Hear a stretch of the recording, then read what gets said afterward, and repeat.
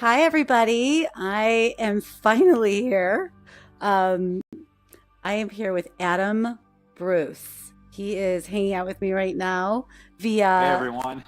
Messenger. We got this working. Indeed. So Adam, how's your evening going? I mean, tonight's the night. Oh, it's been really busy, and I've been just excited seeing all the coverage coming in from the people going to the experience. So it's Oh, been you've a seen it. big moment. I know. I've been Well, reading so yeah, much about it, and about you. I know you. I met you at Oculus Connect, and I was really just wowed by all the things that you've done. And then just reading about what you're thank you. doing now, I'm kind of wearing, I don't know if you remember this, but I'm wearing your throwback, right? But anyway, so why don't you tell us a little bit about yourself and all the things that I know about you and share with everybody else here on Facebook Spaces. Yeah, sure. So I've been doing interactive production for a couple decades now, and the last 4 years of which I've been focused on new immersive media. And I think that my talent has always been taking new early adopter technology and making it consumer ready.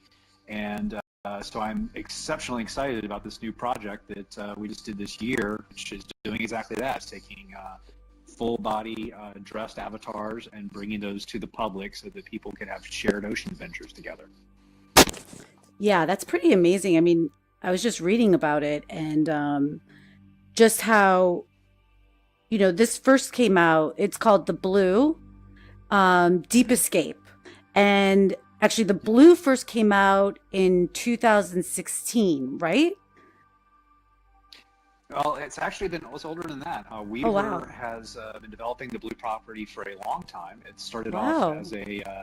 as a social user-generated content experience. It was an interactive screensaver. And when VR finally came out to the scene a few years ago, they reimagined it for the debut of the HTC Vive. Wow. And Jake Rowell directed that and worked with Nesmateri, the executive producer, and they made, what is arguably one of the best entries into VR for new users. It's a very meditative being kind of experience where you get to go eye to eye with a blue whale. And I know the first time I saw it, it took my breath away. So I was very excited to be part of Deep Rescue, which is the latest installment of the project. Wow. What's really interesting is that you wrote something about growing up in Florida and how marine conservation is important to you.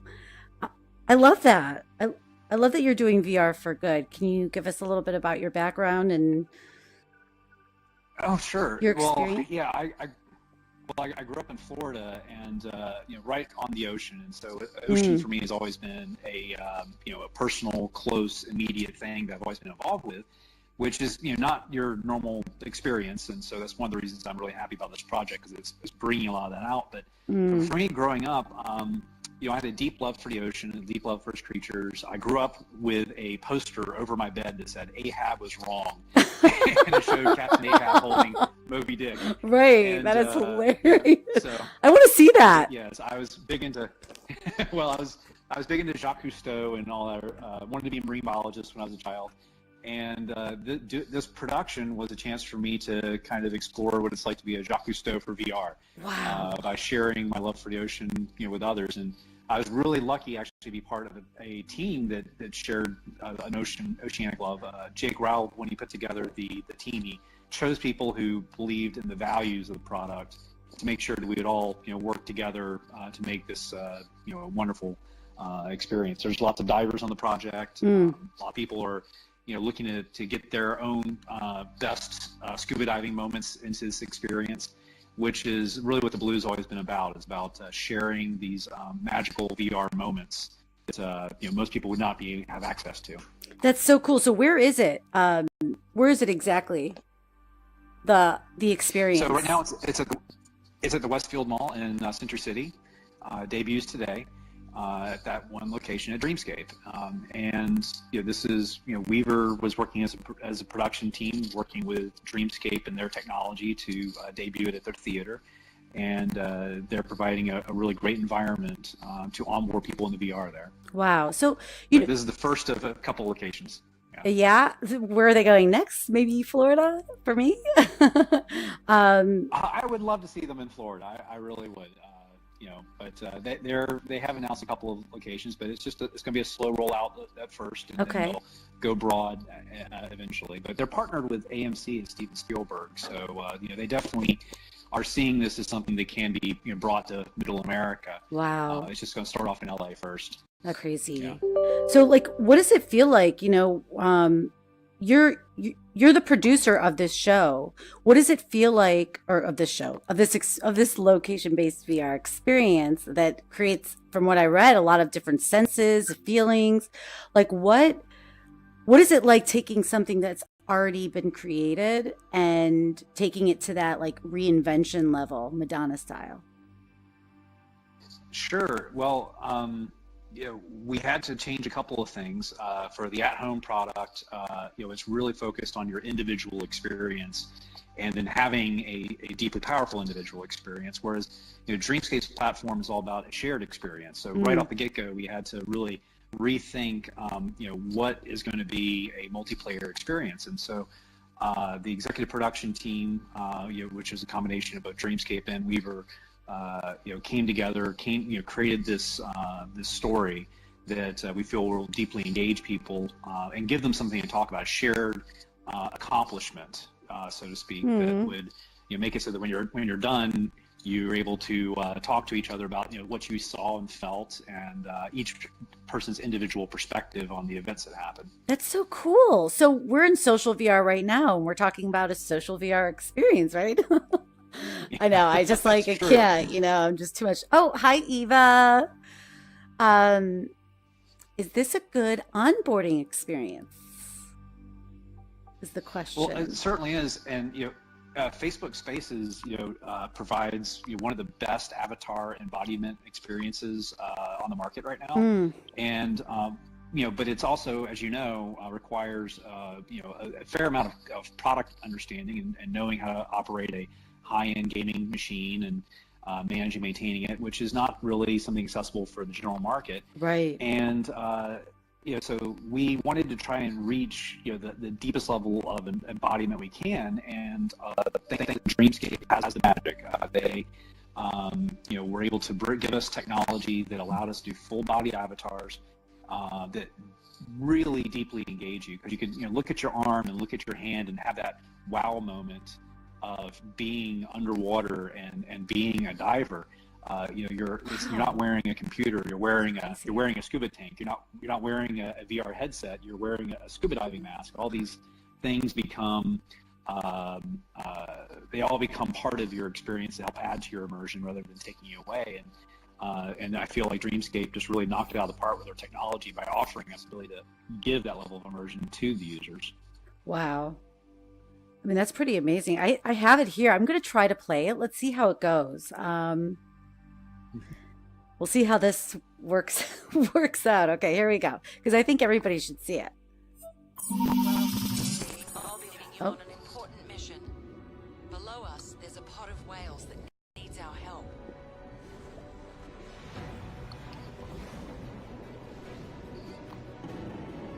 so do you remember this part?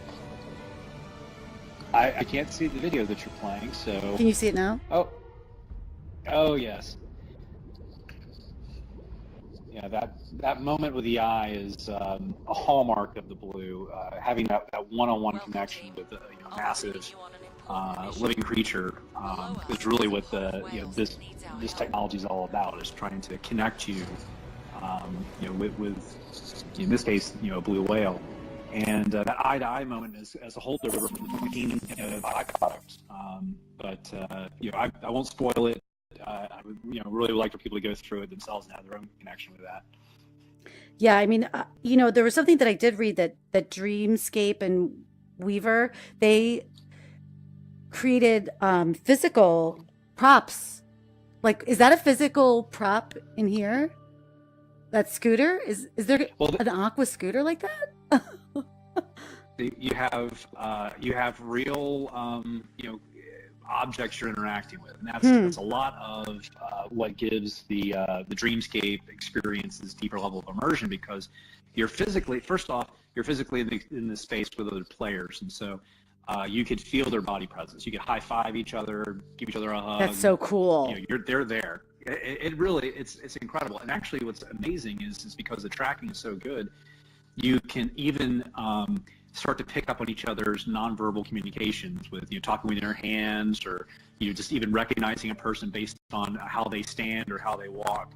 It's a lot of the surprise for me is that when you actually embody a person to that level, it's not even about the looks; it's about their energy. You could actually could tell by how they sit and stand and walk who they are. And then as you walk through the experience, you have that magical moment where you reach out for a railing and it's actually there. And when you grab something that's physically there, or grab that streeter control, it really helps even bring you in more. And there's a couple other things that are occurring to help add to that. But fundamentally, it's a 1,000 little things that all come together to create that one magic thing, which is the immersion of believing you're underwater with a whale. I can't imagine producing or even being a part of something like that, because that seems very hard. Was this the first for Weaver to do a location? And just so everybody knows the difference of location-based VR versus what we're doing now, which is VR. Well, actually, we're doing social VR, but it's still VR, right? I mean, if someone said, "Oh, okay, I have an Oculus Rift and I went into the Crow," is that what you're talking about? Versus what Deep Blue is, or I'm sorry, the Blue. Well, Deep Escape. I mean, I think that Weaver has a lot of experience building virtual reality experiences, but this is definitely the first time from the ground up we said this is going to be for location based. Let's start with the user experience and then work back to the story we're going to tell. Wow. And then make sure everything jives together. The original Blue Encounter really was answering the question of what can we do with room scale VR and giving a person a sense of presence with this massive animal. But not as much attention was given to onboarding the person into the experience and offboarding them so much. And it was really more like you're just already there, you're already on the deck, and you go. Whereas with Dreamscape, the magic actually starts in the lobby. You walk into the lobby, you already start to see artifacts of the experience you're going to be going through. And this is also part of the expertise of the executive team coming through from Dreamscape, because they're coming from a Disney Imagineering background as well as a deep Hollywood production, and so they really know how to create the story and then communicate it both in the physical premise as well as you're getting suited up, and then when you go in, it's all one smooth experience in and out. Yeah, I mean, how long have you been in virtual reality and VR? Well, 4 years has been, or I guess now I'm coming up with year, and the medium has changed so Crazy. much. Yeah. And 5 years ago, we were not thinking that this type of a premise or VR theater was going to be the format, but it evolved this way. And this is a lot of best practices coming up from industry veterans who've been doing it for a long time. As I said, Weaver has been producing a number of VR experiences, and and the Blue is not only successful for them, it's also been profitable for them. But this is sort of them saying, okay, well, now that we know that the Blue is good for introducing people to virtual reality, what can we do it? How do we take that to scale? How do we, partner with someone like Dreamscape and spread this across the world? And and I think that they really hit the ball out of the park in terms of having this shared. It's almost like a ride in the sense that you walk in, you have an experience, you come out, and then you and your friends can talk about it. And, it really works well. Yeah. Like, so how many people can go in? Is it, I think it's at 6. Okay. Yeah. You can do it, as a solo, but really the magic happens as you get more people in. And because it really turns into the interaction between the people that, really creates the excitement. And I tell you, there's some moments when you're interacting with the creatures where you'll do something, and something the other players will see you interacting with the creature, and they'll be like, "Hey, were you looking at that seal?" And like, "Yeah, he looked right at me." And it's like, and you have that kind of a moment. You can see each other's jumping back with shock and surprise, and so the other players become part of the content in a way. Wow. And I think that's really a lot of it is that VR has typically been very isolating so far. Even the top experiences like Beat Saber, Tilt Brush, they're really fun, they're really compelling, but they're isolating. And this is the first time you're able to really share the magic directly with your friends, high five each other at the end of the experience. I know. I want to go. I want to go like right now. Yeah. So again, for people that might have jumped in, this is Adam Bruce, the producer of the Blue Deep Rescue, and it's a location-based VR, I would say, experience, right? Is that correct? It's a story. You get to experience underwater narrative adventure, and that's really part of Dreamscape's formula is that they want to be able to immerse you in a movie. And Walter Parks, who's the chairman of Dreamscape, has produced over 50 movies. He's written some amazing movies. Some of my favorites, like Sneakers and War Games, are his. And and so I was a fan, and I was really honored to be working alongside him, and of course Bruce Vaughn and Jenny Cook and all of them who are bringing their Disney expertise into how to create the magic, create the illusion. And then once they kind of work the spell to get the users in, then we have to lean into Jake's experience directing cinematographic VR and Neville's experience with making this whole thing really come together and work. And I was just really thankful to be part of the whole team. But really, it was a relatively small team, and Jake and Nev did a great job pulling together top tier talent across the board for each part. And we had wonderful procedural art, fantastic game development, and and I think it will show. It shows in the final product. Yeah, and you've got. I read a lot about you, and I also know a lot about you just from when I met you. Oh, you've sent a heart, and Richard. Hey, Richard. He said, "Well, Rec Room is very ... So he wants to. Rec Room is great, yeah. Where he says, so where do we go to? So to see it, you would have to be in Los Angeles or just California. You could make a drive up, and it's in Westfield Century City, Westfield Mall. Okay, so Westfield, yeah. Love. Right off of Santa Monica Boulevard. Yeah, I wish I lived in California. But Saturday? You have a lot of things. I mean, your videos in your background because you started sort of like the YouTube before it was YouTube, Street Fighter, right? I did, yeah. I want to hear about that. I was really sure. Well, it came out of first early in my career, I was doing learning management systems for DoD, and so I learned a lot about like client server content management systems from that. And then later, I worked as a solution executive at AT&T and learned how to do bandwidth at enterprise scale. And so this is right when Napster was coming out. It was really taking the world by storm, this idea of directly connecting people to share experiences. And so myself and a couple of friends, we came together and we started the platform called Vidiac that made it so that anyone could create their own video sharing website. And Street Fire was a personal website of mine for cars and motorcycles. And I started, I put Vidiac on it and I started demonstrating it to people. And this is, of course, before YouTube came out. But over the course of just showing people how to use Street Fighter, it just spread like wildfire and went hockey stick to 42 million people in 18 months. Wow, and, 42 million people in 18 months? Yeah. Are you serious? That is 42 and 18. Mind blown. We did a billion video streams in our first year and a half, averaging over 2 million streams a day. Wow. And that's not bad for three boys from Georgia, I think. Not bad at all. We had a really minimal staff, but all three of us came from a telco background, so we got how to do bandwidth. We got how to do interactive. I already had 10 years of interactive experience at this point.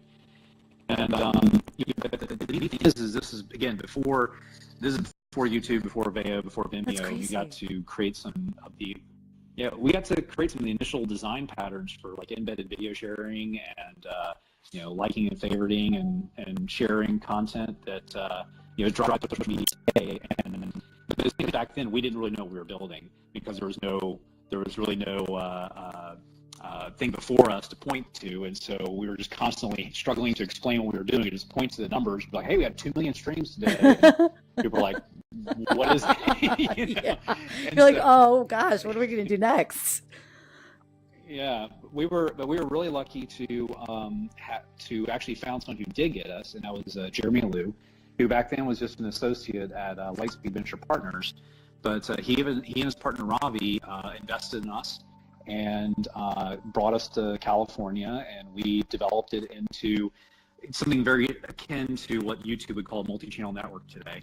And it was profitable, did well. We sold that business, and I've actually since did another multi-channel network, and which was really directly with YouTube. But again, working with individual content creators to spread their works with a broad audience of millions of people. And so over my career, I've just always tried to figure out, like, how can I take this new complicated technology, make it, streamline it, productize it, make it simple so that it could achieve scale and reach a large audience. And with VR, it's so hard because it's primarily event driven. You have equipment that you have to manage and maintain, and until the equipment becomes more of an appliance, we are in a situation where you have to have professional operators delivering professional experiences. And I don't know how long that's going to be the case, but I will say that if you try the Dreamscape Blue experience and you go do the Deep Rescue, you'll see that it comes together really nicely. Having 6 players with PC VR and a shared VR experience, it's not actually possible with typical tracking technology because you shade each other and whatnot. So there was a lot of magic that went into getting it all to work and work seamlessly, so the user's unaware of all the hard late hours that our poor technical director had to stay up late at night sweating away to get this all together. But he did incredible work, and so did everybody on the How do team. you feel your past work? I mean, just pretty much creating the YouTube before there was YouTube, which is phenomenal.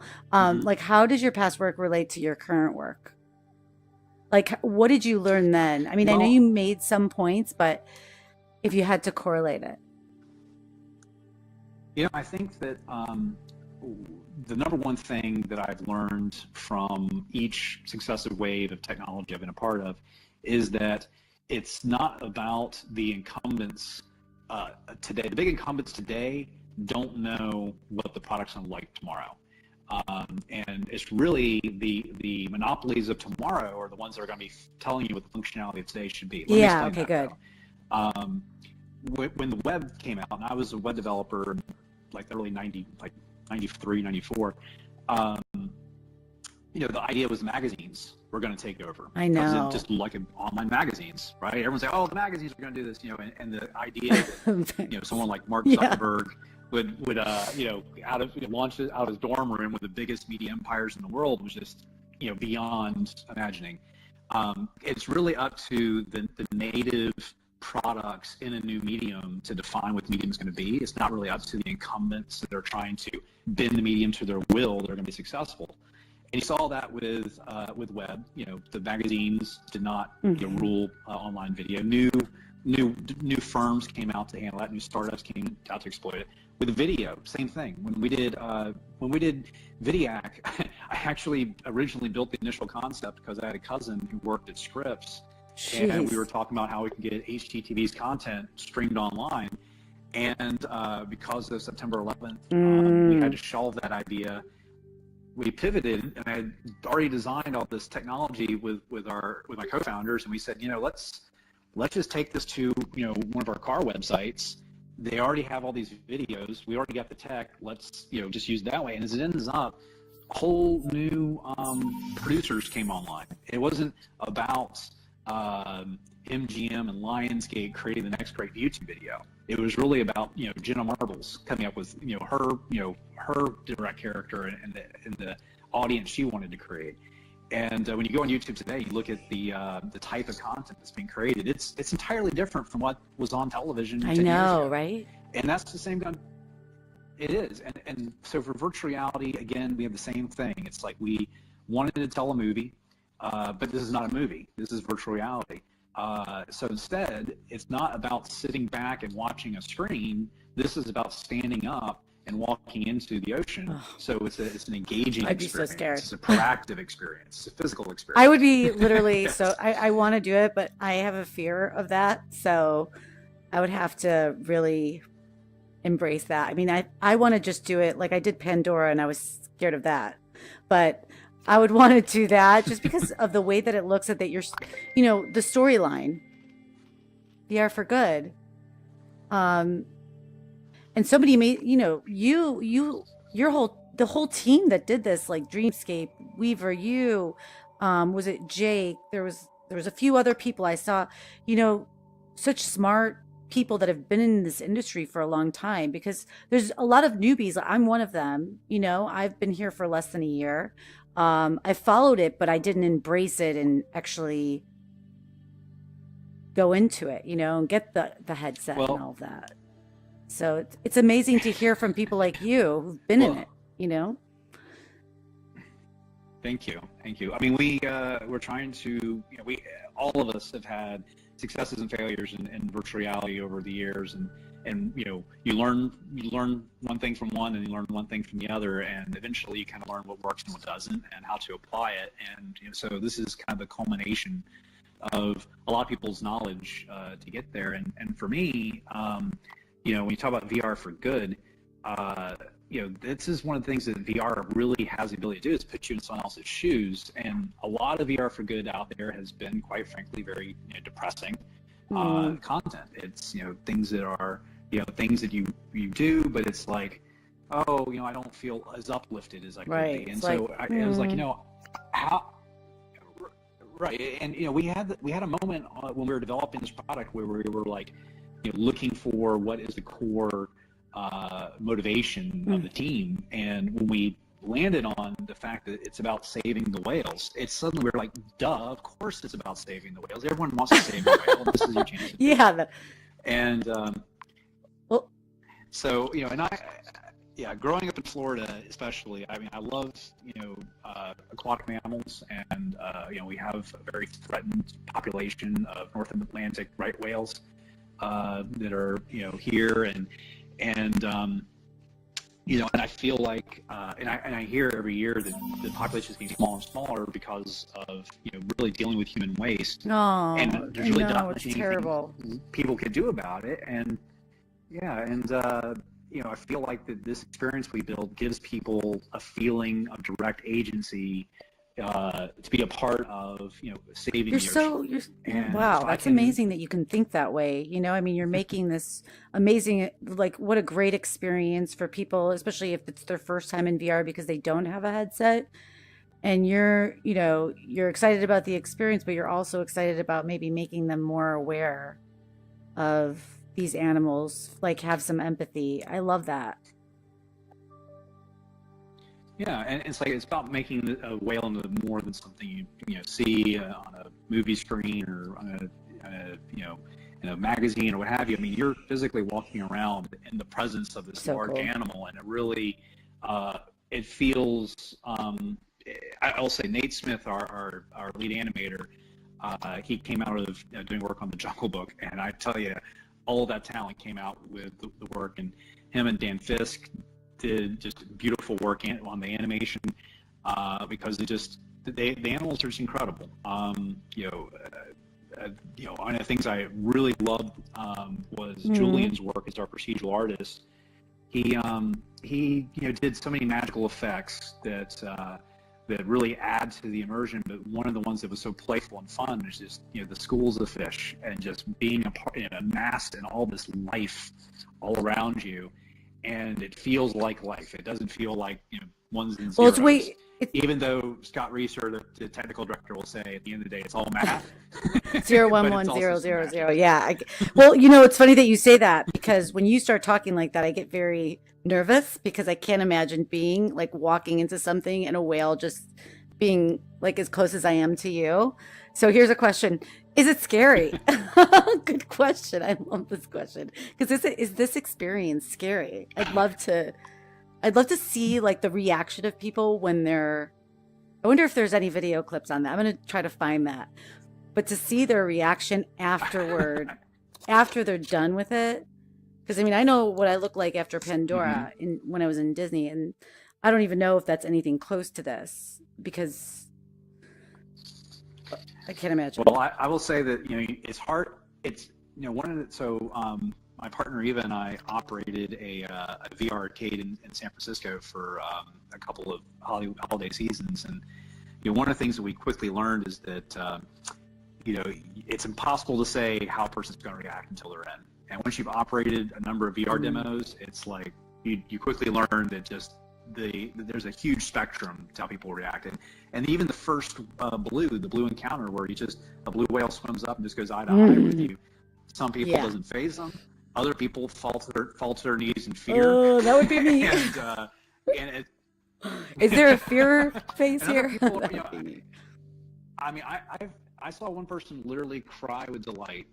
It was an elderly Aw. woman who was in a walker, and she had said she had written off having that kind of an Oh, that's experience in her lifetime, and here she was underwater seeing these magical creatures, and I was just looking, and there's like tears coming out from underneath the HMD, and I was like, wow. mm.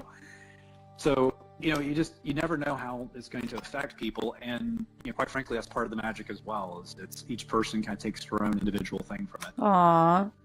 Your production, producing that made a little old lady happy. That's sweet.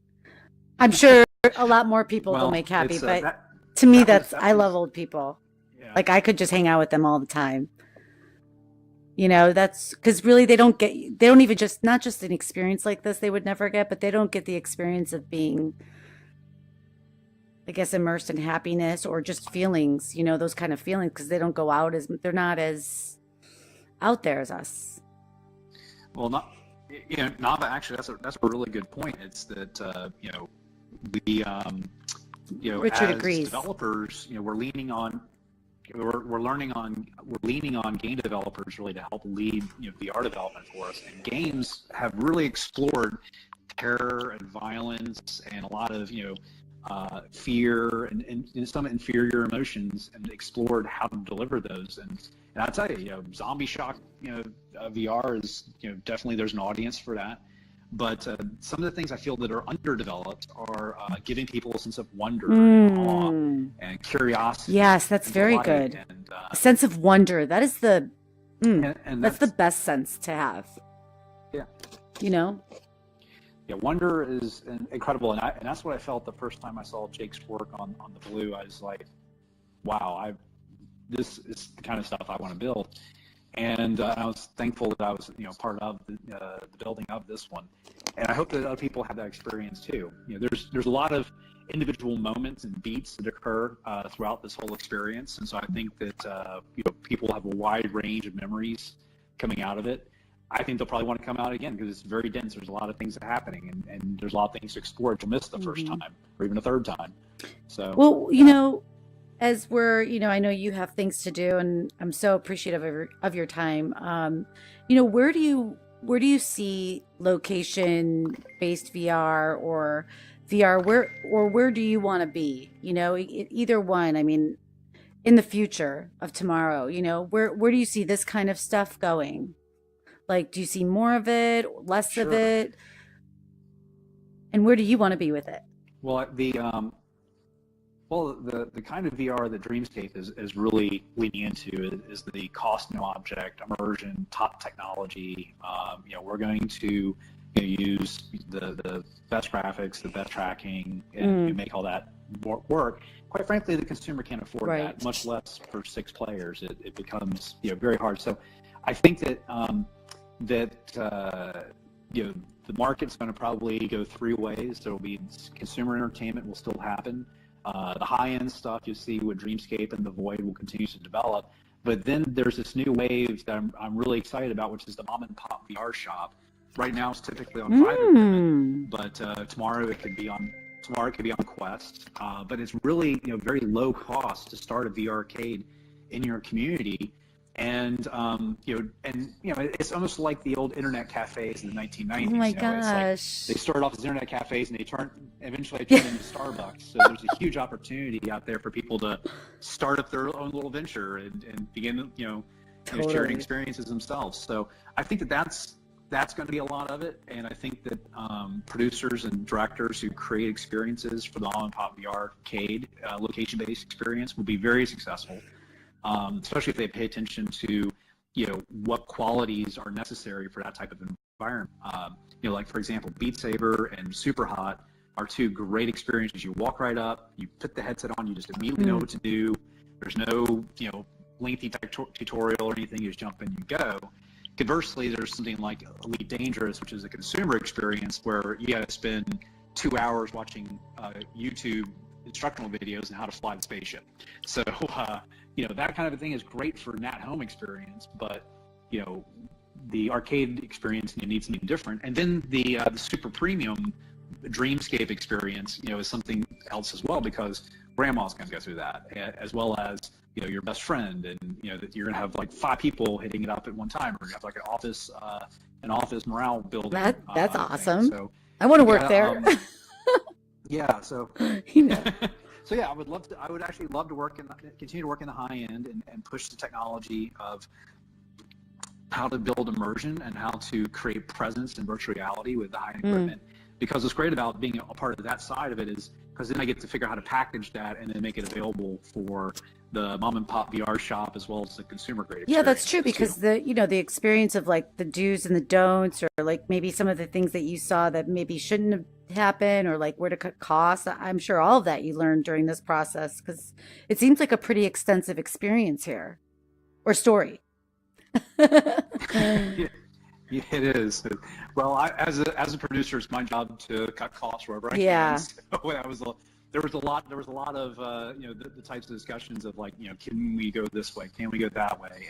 And the main difference that everyone has to come to terms with this kind of project is you're not making a film, you're making software, so that you push one manta ray the wrong way at the beginning of the experience, it can make a whale tail go off at the end of the ugh, experience. So you get everything's connected. You pull one string and everything goes yikes. from that. Whereas with the film is just 24 photographs a second, and you can cut here and add there Right. all day long once you've done all your post processing on your VFX. Um, I mean, granted, creating the visuals are very time consuming and hard, but once you have the film, editing is pretty straightforward and fast. So you're talking about Um, art. Like I think of so Richard. Richard actually, he's a designer. He's a character designer. He does 3D and he does animation, I think, and he does it all. He was actually asking about Quest and wondering how powerful Quest would be, and I'm assuming um, he's talking about that for maybe characters or the experiences. well, well, Quest is using mobile processors, and so it has definitely a more limited graphical capability than what you would get with an Oculus Right. Rift or Mm. Vive. But that said, the technology has gotten pretty darn good on mobile, and you can now actually do Super Hot on a Quest. Wow. Oculus demoed that. They also demoed Oh yeah, that's Dead and right. Buried, which is an arena scale VR experience. So as long as you're very frugal with your poly count and your draw calls, and and you're smart with how you create your content, the Quest is a completely viable platform, and you can make really fun stuff with it. It's pretty straightforward to make a Tron-like experience, on a Quest, because you don't have the textures and whatnot. So you maybe don't want to do like the photorealistic VR on a Quest, but it doesn't necessarily have to be photorealistic That's to be fun. true. Actually, that was something I was reading something about that, the photorealism. Sometimes it's not a good thing, you know? It's not always, it depends on what you're doing. Hmm. Um, Right, but right. so yeah, so what's next is I guess, this is going to go for how long? The Blue Deep Escape? Do you know how long it's going to go for? Probably for So the Blue Deep, the Blue Deep Rescue, I really hope that it comes to an AMC near you eventually. I think that Weaver and Dreamscape are, both looking at how, it's going to do in this initial run. And Dreamscape is opening up a couple theaters next year, as they've announced on their plans. But, if you have I could definitely see a Dreamscape type theater playing well something like the Georgia Aquarium, for example. Wow. Hopefully this will be something that spreads and has long legs and goes. Thank you so much for your time, Adam. This was so fun. I guess I'll play the video as we line out. But thank you so much. You can watch it too. Okay. You didn't get to watch it last time.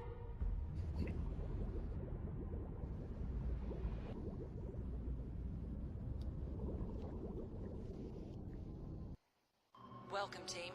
I'll be leading you on an important mission. Below us, there's a pod of whales that needs our help.